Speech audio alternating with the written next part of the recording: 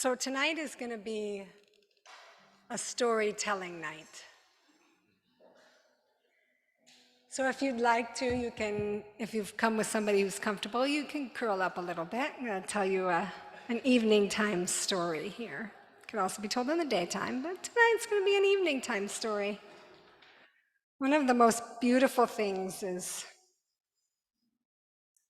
getting to tell stories to each other. We do it a lot with little ones, but we also get to tell stories to adults. And in our tradition, we have these incredibly meaningful, beautiful, powerful, profound, complicated stories of the Torah that have shaped who we are, who we can be, maybe who we don't want to be, who we can be, our connection to each other, our connection to the divine. And there is an incredible story in this week's Torah portion.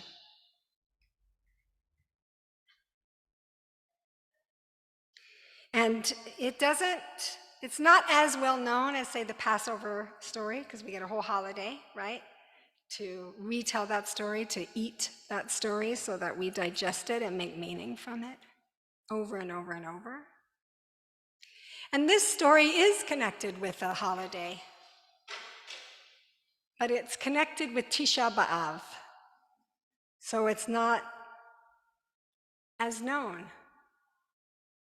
Although, yes, this is an invitation to come and learn about Tisha B'Av in a couple of months.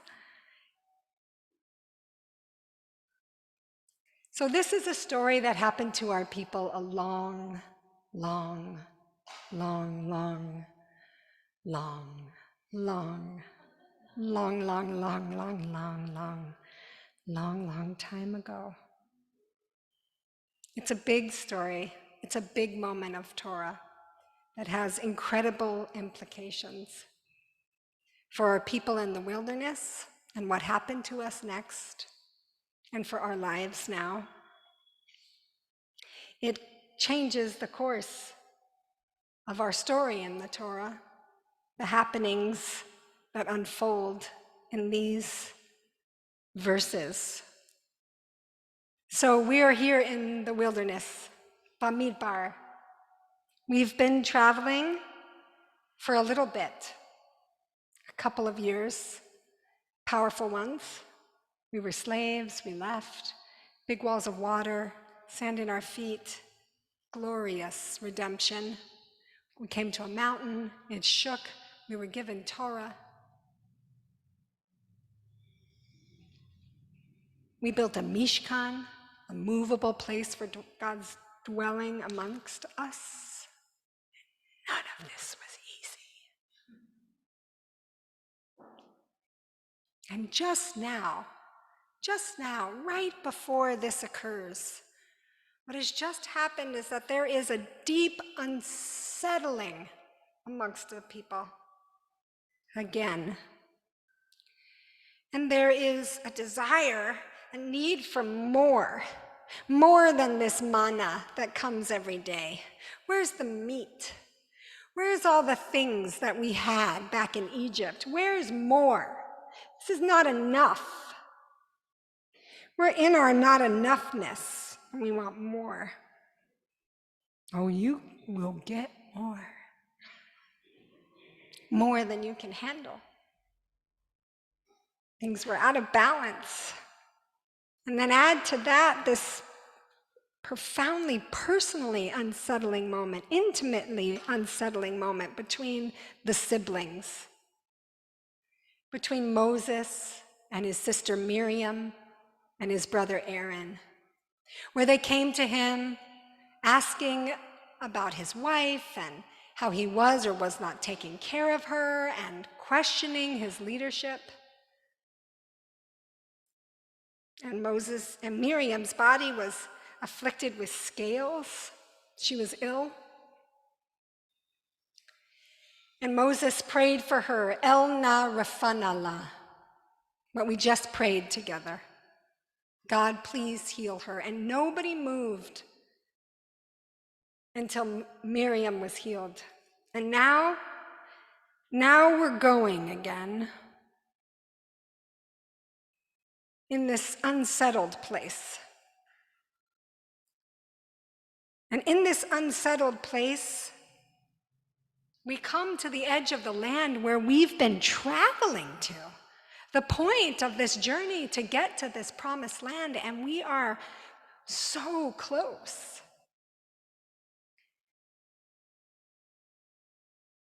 God instructs Moses to pick a representative of each of the tribes to go and scout out what this land looks like. Go look around and then come back and tell us. And so Shammua from the tribe of Reuben, Shaphat from the tribe of Simeon, Caleb from the tribe of Judah, Igal, Hoshea, Palti, Gadiel, Gadi, each called from their tribes, Amiel, Satur, Nachbi, Geuel. These were the names of those who were chosen. And we hear that Moses changed the name of Hoshea to Yehoshua, to Joshua. And then a big empty space where there's nothing filled in about how these people were chosen. They are representatives. But what state were they in? Overwhelmed, unsettled, unsure, freaked out, angry, ready, open. You're the ones to go. You're the ones to go look.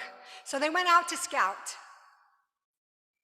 And when they came back, their arms were filled with grapes and pomegranates and figs, delicious fruit. And they said, wow, this land is filled with milk and honey. They were gone for 40 days. And they came back with this fruit, and they said, this land is abundant, but oh no, no, no, no, no, no, no, no, no, no, no, no, no, no. We cannot do this. It's not possible.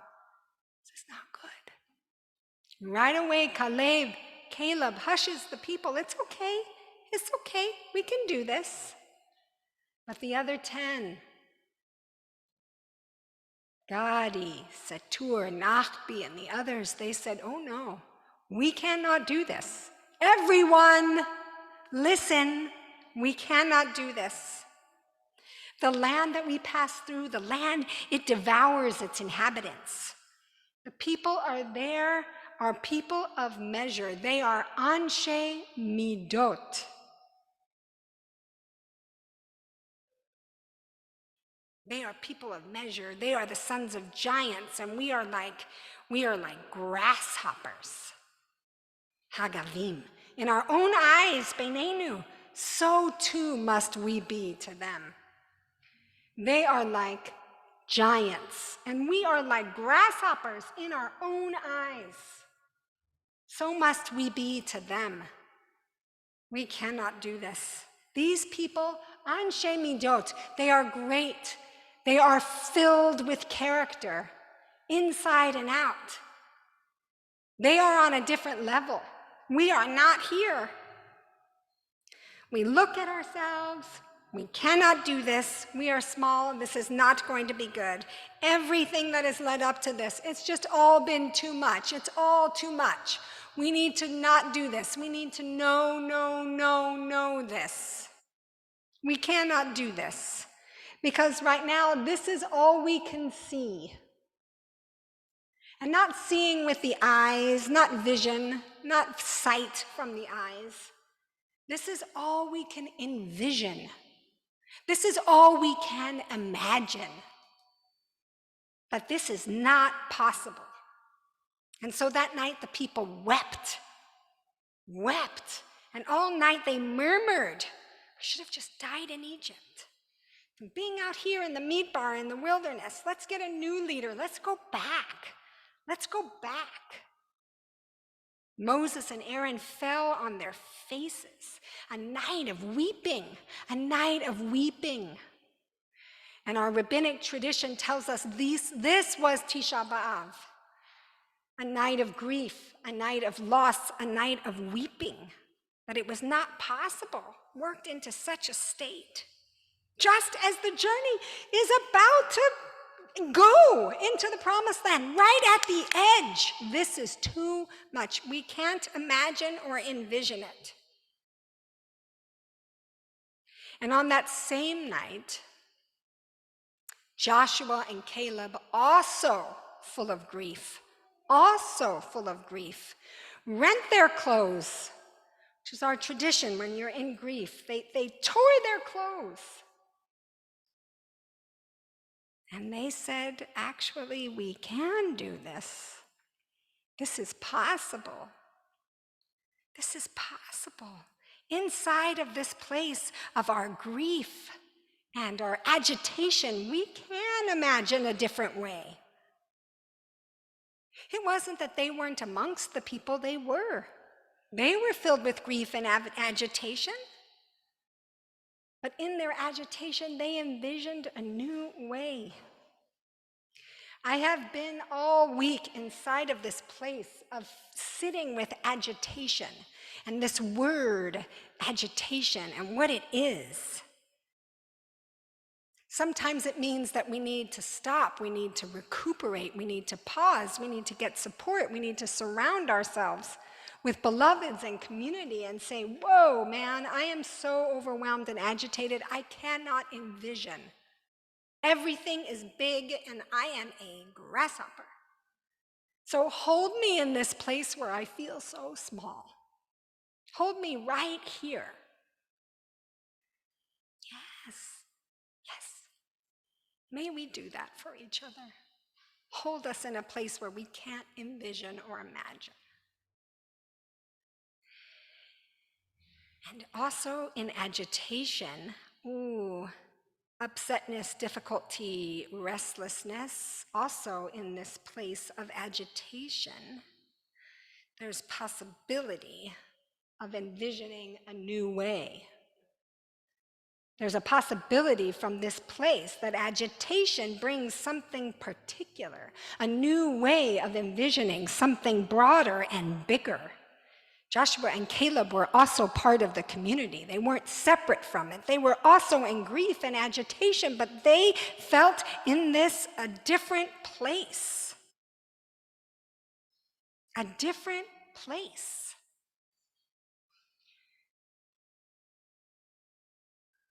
This word agitation was a good word in my childhood, an elevated word.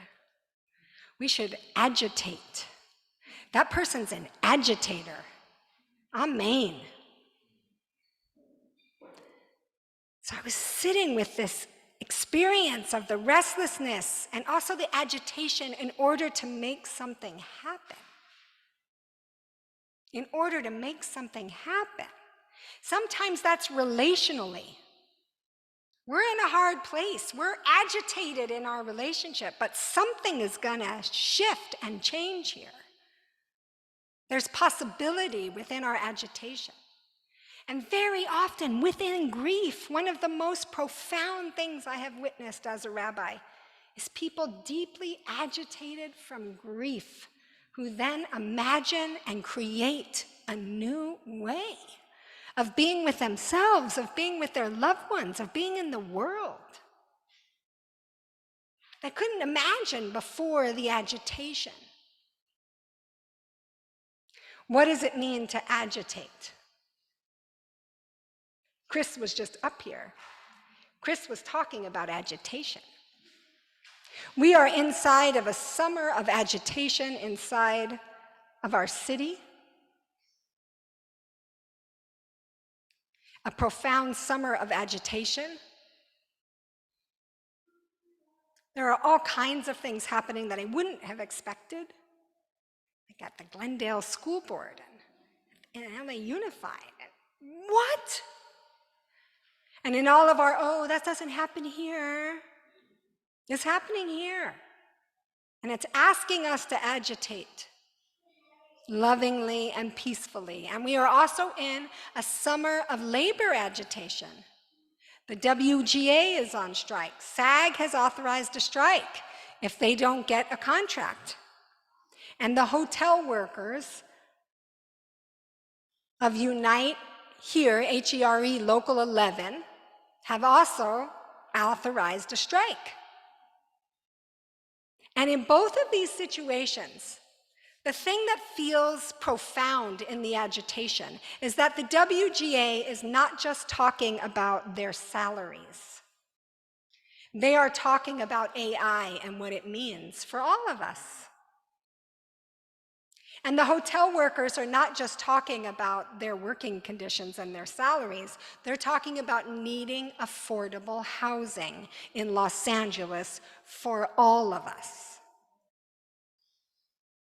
And in that last strike within the teachers and the workers on school campuses, it wasn't just about salaries. It was about so much more, because once we agitate, new things become possible that we could not have imagined before.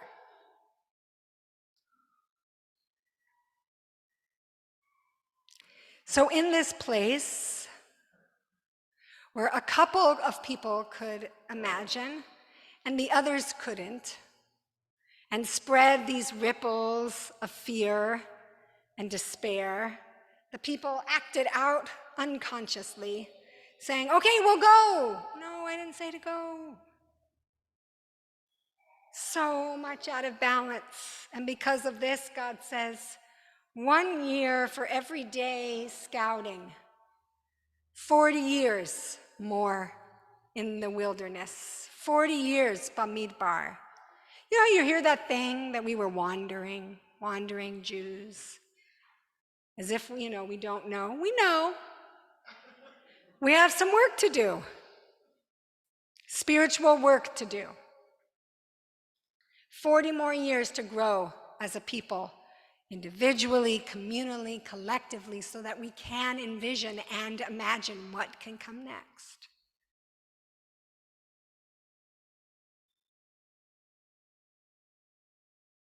So tonight, friends, are you in a place where you need pause, recuperation? Hold me.